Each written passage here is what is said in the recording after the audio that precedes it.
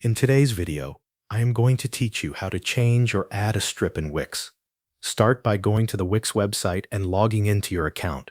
Once you are signed in, open your dashboard and select the website you want to edit. Click Edit Site to launch the Wix editor.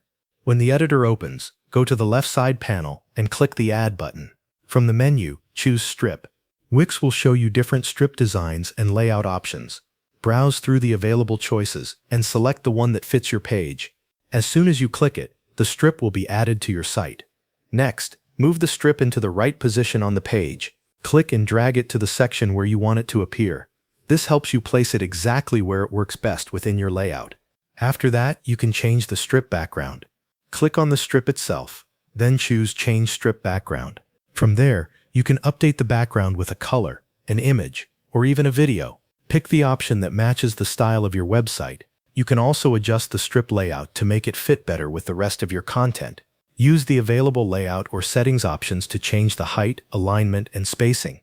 These controls help you create a cleaner and more balanced design. Once the strip looks the way you want, add content inside it. You can insert text, images, buttons, or other elements that support the purpose of that section.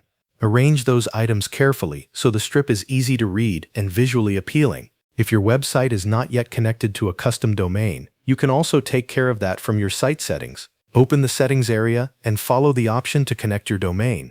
This step is only needed if you are preparing the site for a custom web address. Before publishing, preview your changes. Click Preview and check how the strip appears on your site.